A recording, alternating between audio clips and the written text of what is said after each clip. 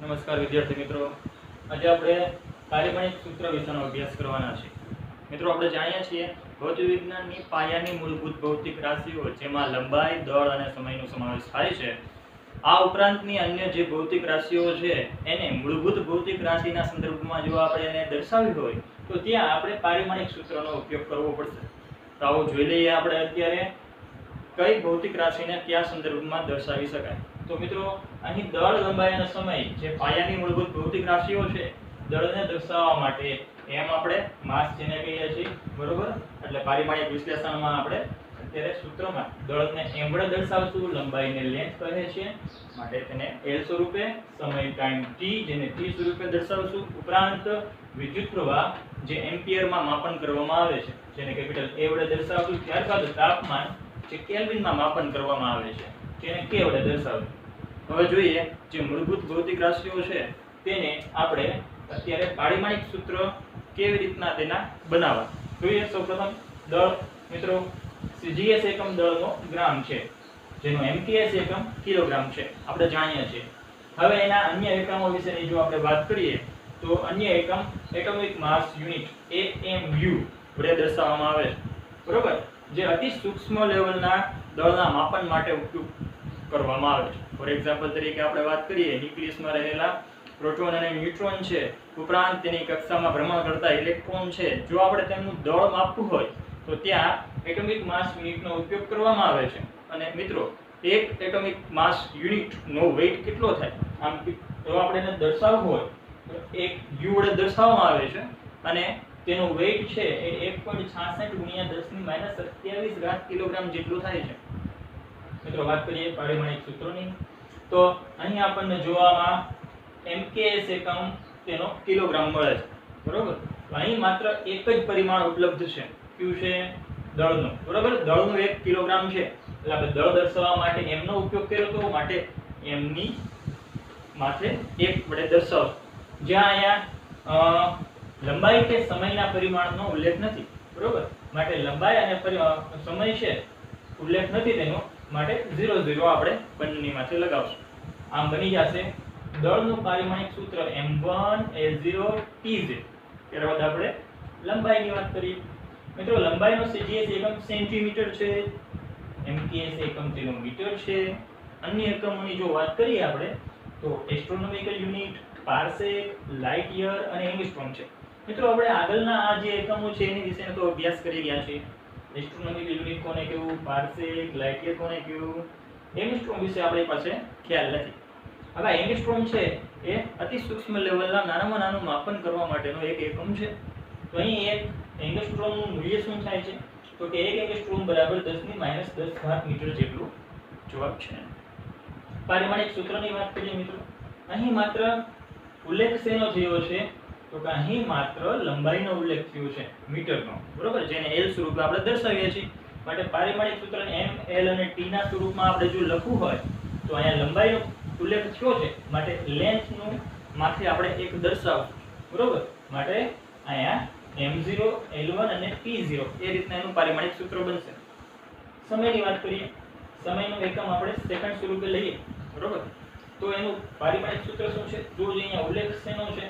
ઉલ્લેખ માત્ર સમયનો છે, એટલે કે ટાઈમ t નો છે. માટે એનું પારિમાણિક સૂત્ર m/t ના સ્વરૂપમાં જો આપણે લખીએ તો અહીંયા t ની માથે 1 એ રીતના દર્શાવશું, જ્યાં દળ અને લંબાઈનો ઉલ્લેખ નથી માટે એની ઉપર 0 0 દર્શાવશું. આમ બની જશે સમયનું પારિમાણિક સૂત્ર m0, L0 અને T1. ત્યારબાદ આગળ આપણે જોઈએ આ હતી મૂળભૂત ભૌતિક રાશિઓ.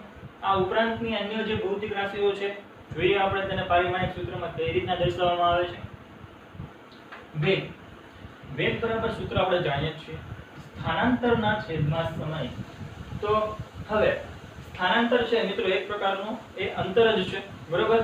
હવે અંતરનો જો આપણે CGS એકમ જોઈએ તો એ સેન્ટીમીટર છે, છેદમાં સમય, સમયનો CGS એકમ સેકન્ડ. જો એને દર્શાવવું હોય તો સેમી પર સેકન્ડ અને અહીંયા છેદમાં સેકન્ડ છે, બરોબર. તો CGS એકમ થશે સેમી પર સેકન્ડ, MKS એકમ થશે મીટર પર સેકન્ડ, બરોબર.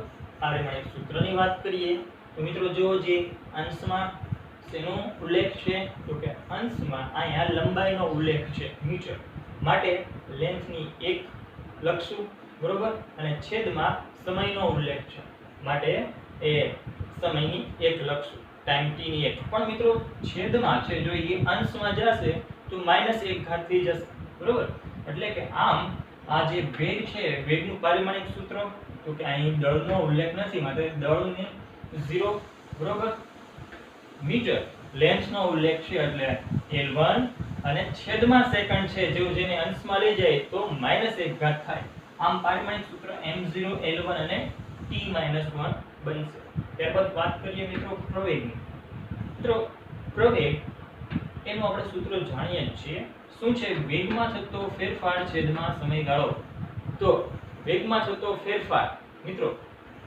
વેગ અંશમાં છે તો એનો આપણને એકમ ખબર છે મીટર પ્રતિ સેકન્ડ વેગનો એ રીતના બનશે મીટર પ્રતિ સેકન્ડ એકમ અને સમયગાળો છે એ છેદમાં છે તો છેદ નામ રાખીએ તો અંશમાં મીટર છેદમાં સેકન્ડ સ્ક્વેર એટલે મીટર પર સેકન્ડ સ્ક્વેર એવો તેનો એકમ બનશે mks એકમ બનશે mks એકમ મીટર પ્રતિ સેકન્ડ સ્ક્વેર cgs માં જોવું હોય તો cgs માં સેમી પર સેકન્ડ સ્ક્વેર બનશે વાત કરીએ તેના પારિમાણિક સૂત્રની તો મિત્રો અંશમાં અહીંયા અત્યારે ઉલ્લેખ શેનો થાય છે સ્મોલ m છે જે લંબાઈનું પરિમાણ દર્શાવે છે બરોબર લંબાઈ એટલે કે l સ્વરૂપે જેને આપણે અત્યારે દર્શાવીએ છીએ તો અંશમાં લંબાઈનું પરિમાણ એટલે કે L1 બરોબર છેદમાં સમયનું પરિમાણ જે સ્ક્વેરમાં છે જો અંશમાં જાય તો -2 ઘાત થઈ જશે એટલે કે t-2 તો આ રીતના આપણને પ્રવેગનું પારિમાણિક સૂત્ર m0 L1 અને t-2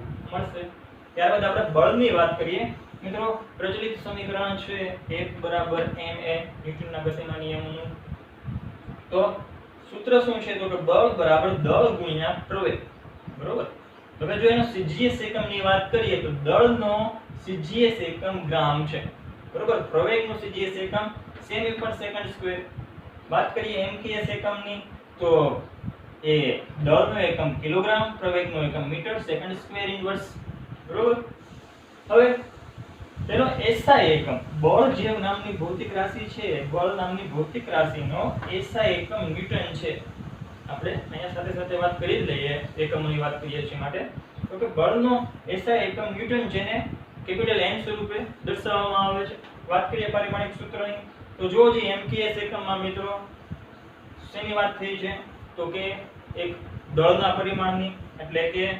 m⁻1 બરોબર બીજું શું છે લંબાઈના પરિમાણનું મીટર છે એટલે કે l⁻2 અને સેકન્ડ છે એનો સ્ક્વેર છેદમાં છે એટલે જો અંશમાં લઈ જાય તો -2 ઘાત થઈ જશે એટલે t-2 આમ આપણને બળ જે છે એ બળનું પારિમાણિક સૂત્ર m1 L1 t-2 મળશે વાત કરીએ મિત્રો ક્ષેત્રફળ વિશેની ક્ષેત્રફળ એટલે આપણે જાણીએ છીએ લંબાઈ ગુણ્યા પહોળાઈ cgs એકમ મિત્રો લંબાઈ અને પહોળાઈ બંને જો સેન્ટીમીટરમાં હોય તો આપણે સેમી સ્ક્વેર mks એકમ તેનો મીટર સ્ક્વેર થશે પારિમાણિક સૂત્રની વાત કરીએ તો અહીંયા મિત્રો જો માત્ર ખાલી લંબાઈનો ઉલ્લેખ છે લંબાઈ એટલે કે આપણે એને પારિમાણિક સૂત્ર સ્વરૂપમાં mlt ના સ્વરૂપમાં l થી દર્શાવશું તો l ની 2 ઘાત થશે જ્યાં અહીંયા દળનું પરિમાણ નથી અને સમયનું પરિમાણ નથી એટલે બંને ઉપર 0 0 આવશે એમ ક્ષેત્રફળનું પારિમાણિક સૂત્ર m0 L2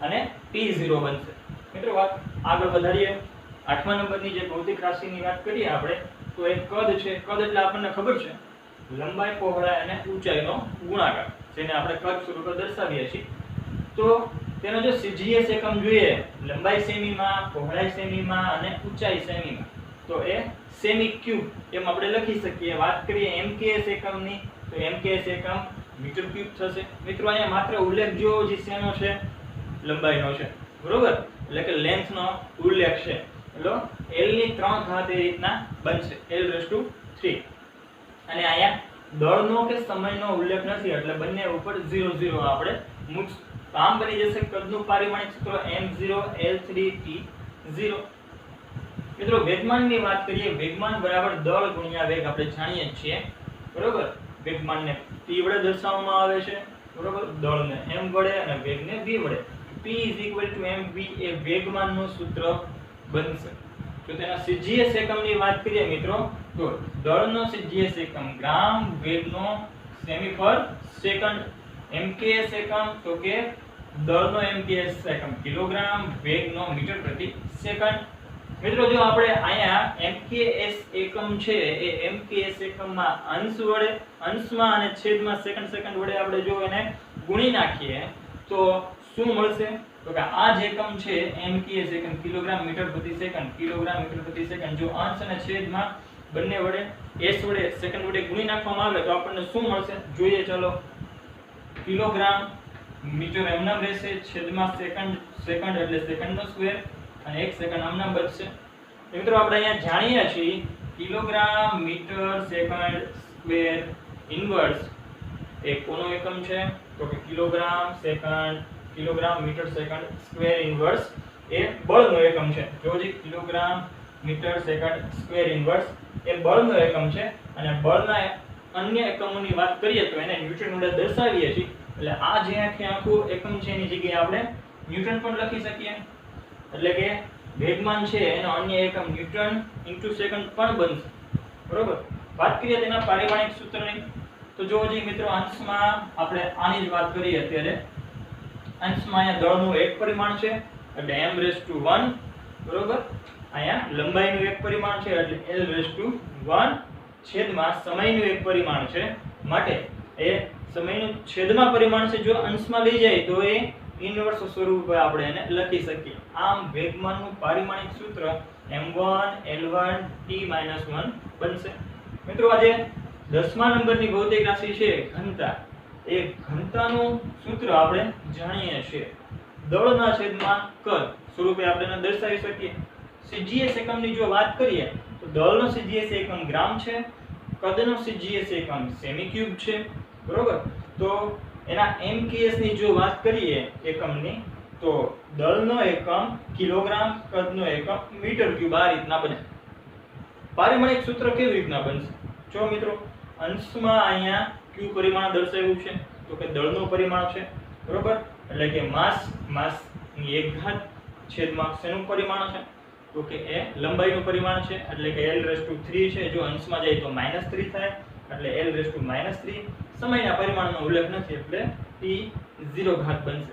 આમ ઘનતાનું પારિમાણિક સૂત્ર m1 l⁻³ અને t0 બનશે. મિત્રો આ ઉપરાંતની પણ ઘણી બધી ભૌતિક રાશિઓ છે જેને આપણે મૂળભૂત ભૌતિક રાશિઓના સંદર્ભમાં હજી દર્શાવવાની બાકી છે, જેનો અભ્યાસ આપણે ચાલુ રાખીએ. આભાર.